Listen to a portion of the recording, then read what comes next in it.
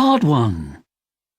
You will hear a woman telephoning an international school in Dubai for information. First, you have some time to look at questions 1 to 7.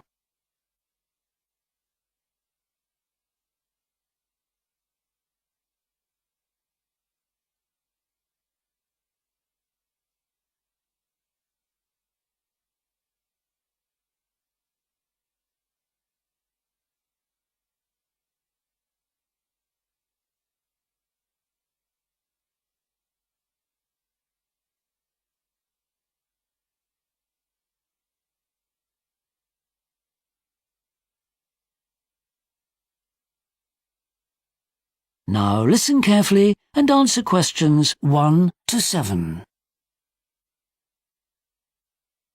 The International School, how can I help you? Good morning. I was wondering if you could give me some information.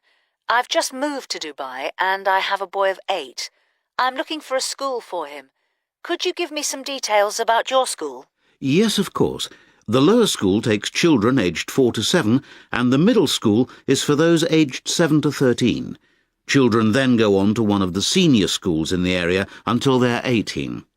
My neighbour told me you're near a golf course. Is that right? Yes, that's right. There's one just across from us. Right. Could you give me the address? Of course. We're in Meadows Drive. That's Meadows Drive. You can't miss us. OK, got that. Can I ask you a few more questions? Go right ahead. Does the school have a uniform at all? My son didn't have to wear one at his last school. Yes, and it's actually quite smart. We've just changed the colour from a dark green shirt to a blue one. That's with black trousers or shorts. What's the school timetable like? Well, lessons begin at 7:20 Sunday to Thursday, although we do open at 7 o'clock. Lessons finish at 12:40 and the school closes at 2:30. That's interesting because I leave here very early to get to work. Do you provide breakfast or does my son need to have this at home? No, we have an early start programme and we provide that for all the children who arrive early.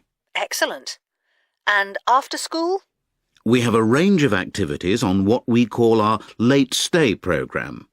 There's some playtime and help with homework, but we offer sport activities as well. For example, last term we had basketball after school and now it's swimming. Good. And what sort of music lessons are there? We have an orchestra and a rock band for the older children and a junior band for the younger ones. My son plays the piano. Could he have lessons at the school? Yes, we have lessons on Tuesdays after school. We also have flute on Thursdays and clarinet on Mondays. That's great. What about languages? My son would like to do Spanish because his grandparents are from Mexico. No problem. He's 8, isn't he? Well, he can do that now as classes start from when the children are 7. When he's 10, we offer French or German as well. Before you hear the rest of the conversation, you have some time to look at questions 8 to 10.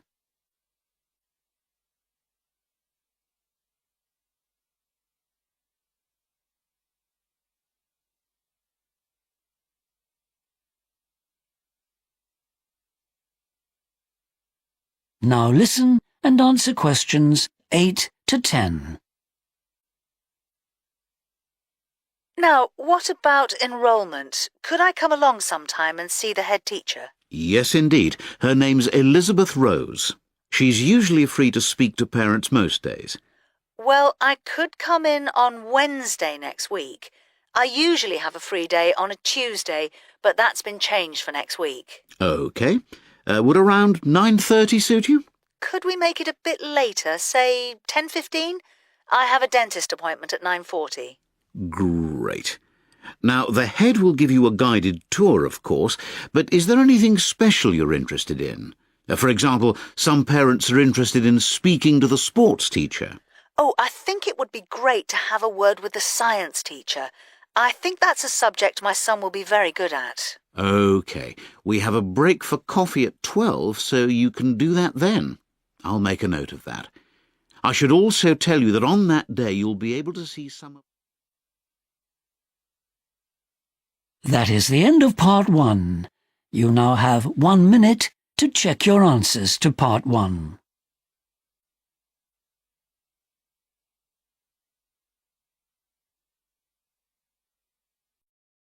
Section 2.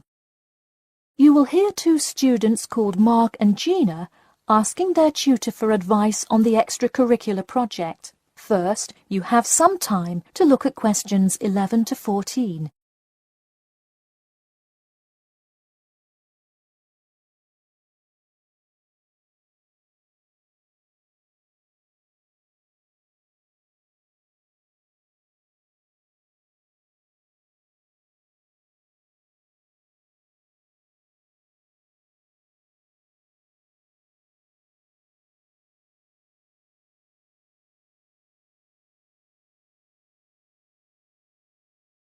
Now listen carefully and answer questions 11 to 14.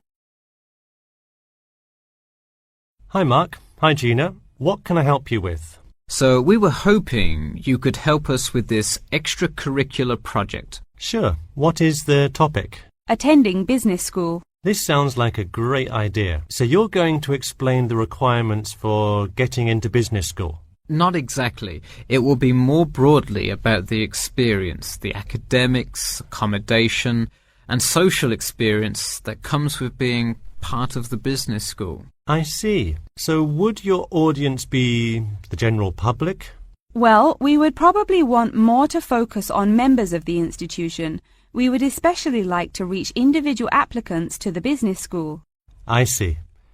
Now, what form will this information be? You could give a talk to all the summer courses. All you'd need is permission from the course director. Or you could pass out information outside the student union. Those are both good ideas. What about sending out pamphlets in the mail? Most college students never check their mail. Maybe you could make a video and show it on campus. That's a great idea. We'll do the video. Great. And as members of the business school, do you have an incentive to attract new students? If so, this idea is a great way to do that. No, the idea actually came about because of how much students like us worry about their studies. Yeah, when I got into business school, there were a lot of things I had not prepared for, so the video would cover a lot of things Mark and I wish we had known upon entering business school. Right. Before you hear the rest of the talk, you have some time to look at questions 15 to 20.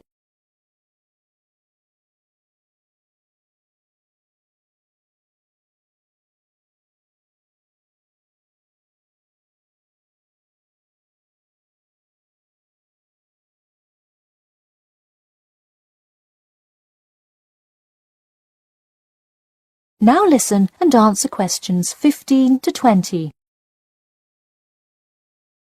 What would you talk about first? The first and probably most important section would be academics. Good idea. So, would you provide guidance on what courses to take? We want to focus especially on the approaches professors take, their teaching methods. It is far different than what students are used to in high school and even in liberal arts college. Good idea. And how long do you think you would spend explaining academics? We'll probably spend 7 minutes on it. We also have some ideas for talking about housing, food options and stuff like that. We're not really sure how to tie it all together though.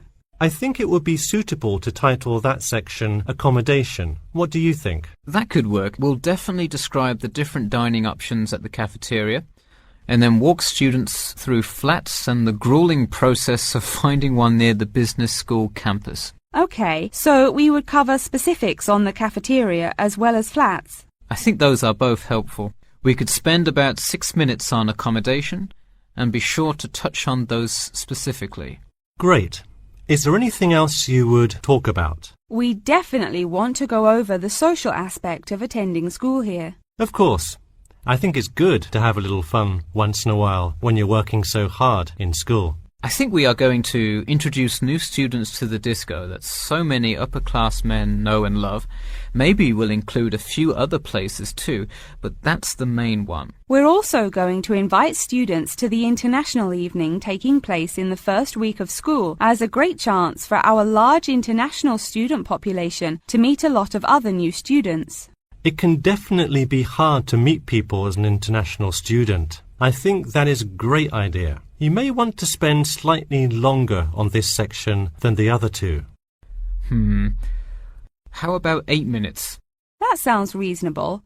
So overall, the introduction should take 3 minutes and then the conclusion should take 4, giving us a total of 28 minutes.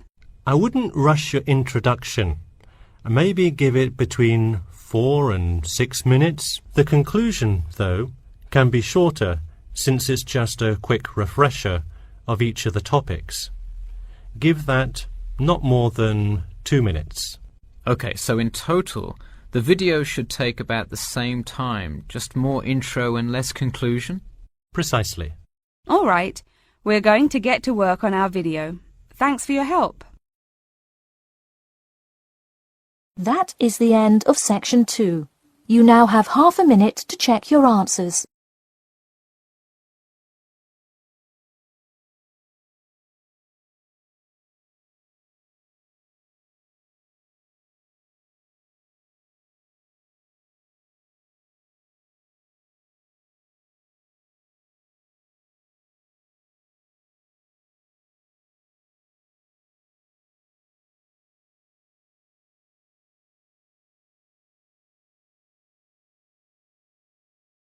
Now turn to section 3. Part 3. You will hear 2 business administration students called Pam and Jason discussing their project with their professor. First, you have some time to look at questions 21 to 25.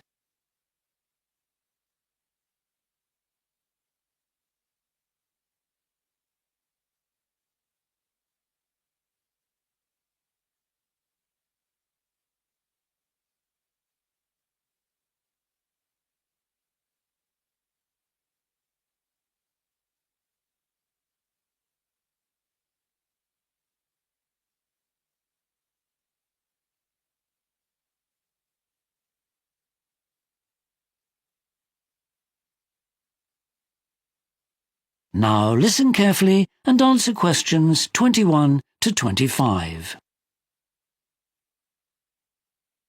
Hello, Pam, Jason. Thanks for coming to discuss your marketing project. I've read your proposal and outline, so let's go over it. Okay. Right. You've chosen the topic of food packaging. So what did you want to get out of doing this project? We decided if we did our project on packaging, we might find some practical tips on how a business could make more money. After all, we're business admin students, and that's the ultimate reason we're on the course, isn't it? So, although we know the impact of packaging on the environment is important... We feel the government regulations are pretty strict already in that area. Okay. Now you've decided to look specifically at the packaging of food. What do you think the main issue is for shoppers these days? Some people get upset about the waste with all the plastic and stuff used to package food, but I guess most don't pay much attention to that. A few years ago, people seemed concerned about packaging food so that buyers knew more about what it contains from labels, like calories, additives and stuff. But in the current economic climate, Pam and I think people are most interested in packaging that helps keep food fresh for longer. And you've chosen to concentrate on big supermarket chains. Why not look at local stores or even convenience stores? Well, there are some interesting published studies based on small retail outlets, and we looked at those. But after a little investigation, we found that the managers of the large supermarkets in this area wanted to be helpful and are willing to let us talk to them and their employees. Of course, the supermarkets do account for most food sales around here, but that wasn't our reason for choosing them. Speaking of this area, you know the food buying choices here are quite unusual. Since we're in a university town, the population is quite young. But actually, my research shows that age isn't the factor in making the area unique. And although the education level is pretty high, that doesn't seem very important either. I guess it's because we got people from all over the world living here, with all the foreign students at university. That's it. Our supermarkets cater for a huge diversity of cultures. In our survey of the literature, I was struck by what shoppers say is most important to them when they buy. I would have thought how much the buyer had to pay would be the key, but that doesn't appear to be the case. That's right. How delicious the buyer considers the product seems to be the main thing. Whether or not the food is good for you is pretty low down on the customer's priorities. That's interesting. Before you hear the rest of the discussion, you have some time to look at questions 26 to 30.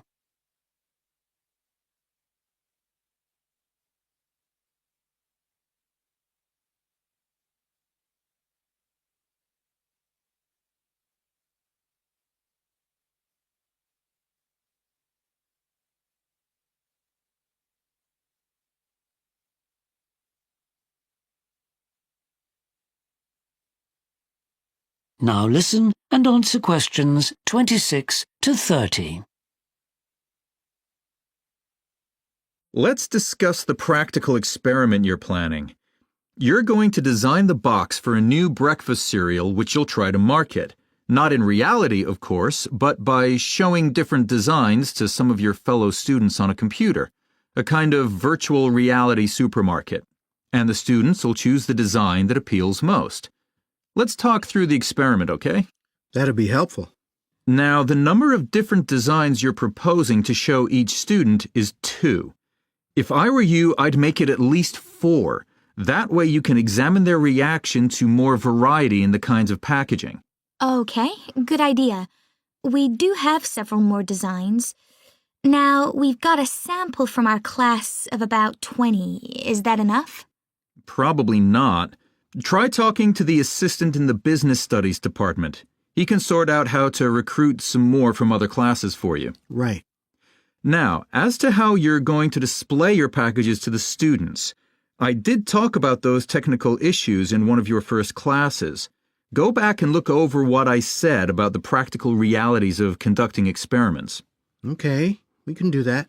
We're going to ask each student to choose the one design they think is best. But how will we know why they chose that one? Well, don't just rely on oral prompts.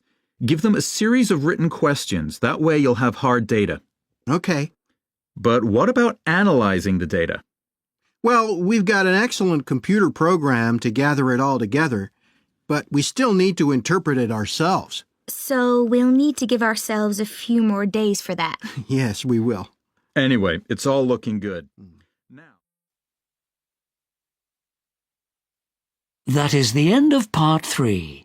You now have 30 seconds to check your answers to part 3.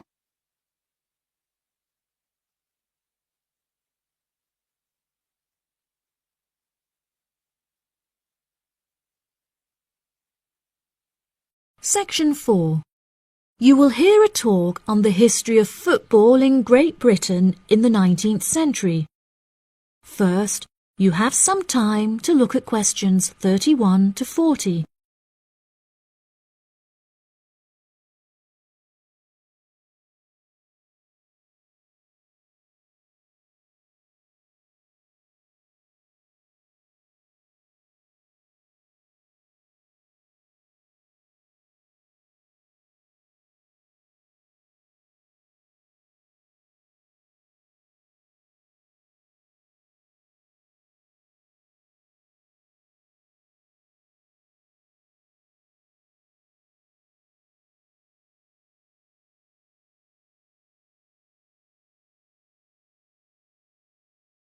Now listen carefully and answer questions 31 to 40. Great Britain is often hailed as the home of football, with talented players travelling from far and wide to play for teams in the English Premier League, one of the most popular football leagues on the planet. Today we are going to take a look back to the 19th century Great Britain in an attempt to trace the evolution of the beautiful game, as it is now known.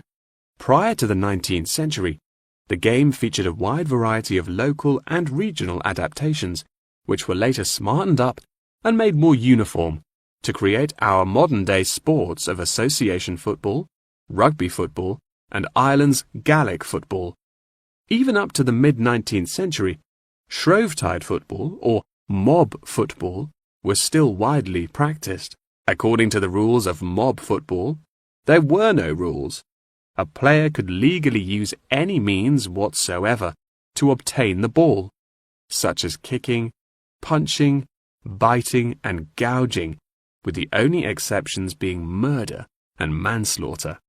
These games may be regarded as the ancestors of modern codes of football, and by comparison with later models of football, they were chaotic and had few cooperation.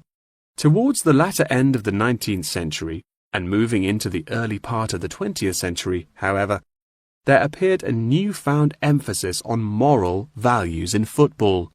Perhaps a more modern example of this can be seen in John Terry's suspension as England captain, following reports of his infidelity to his wife.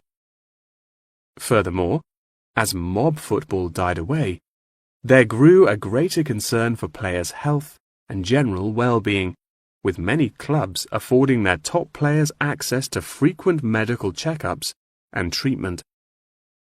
Despite the presence of Great Britain's unique state-funded National Health Service, football clubs are still seen today providing team members with state-of-the-art healthcare facilities, with the top clubs even housing their own specialist doctors and physicians.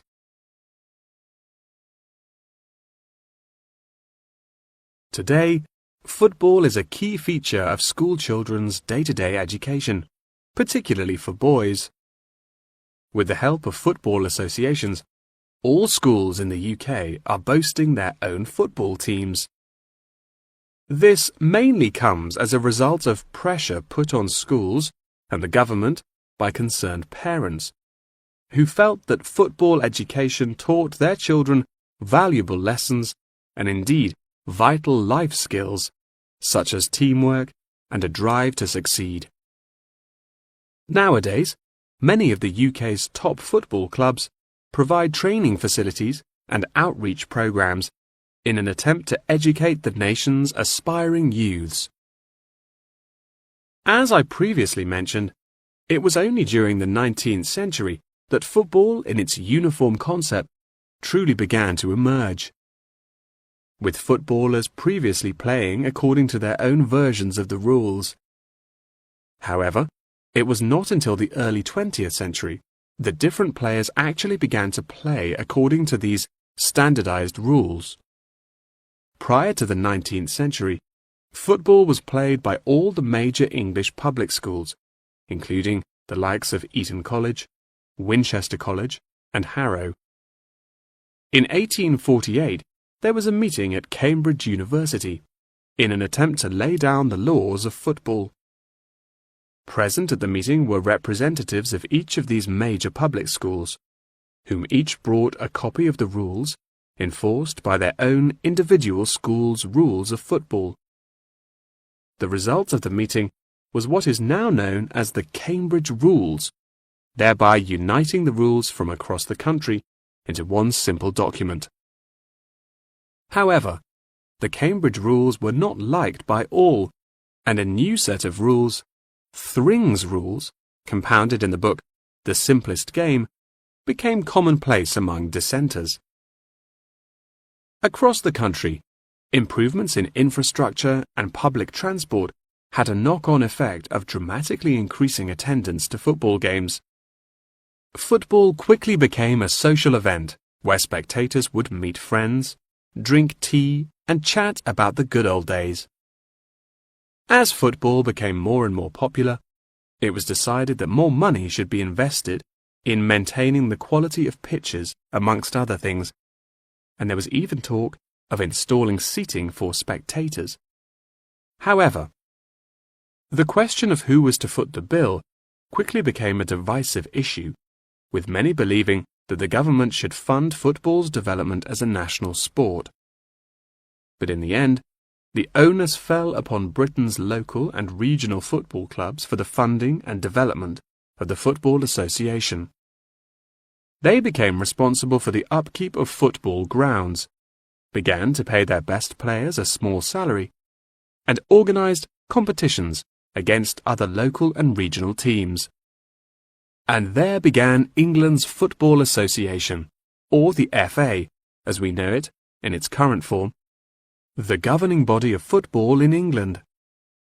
As the FA continued to grow and accumulate greater wealth, it was able to attract more and more talented young men from across the country, before finally accepting professional talent in the early 20th century.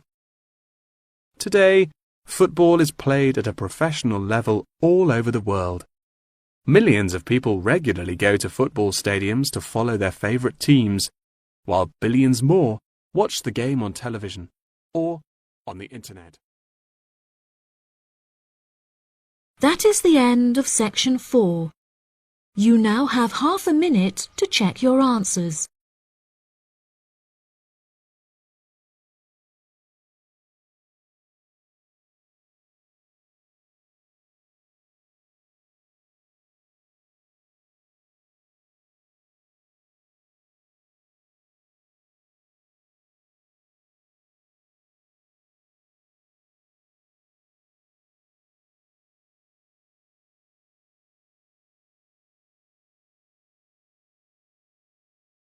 That is the end of the listening test.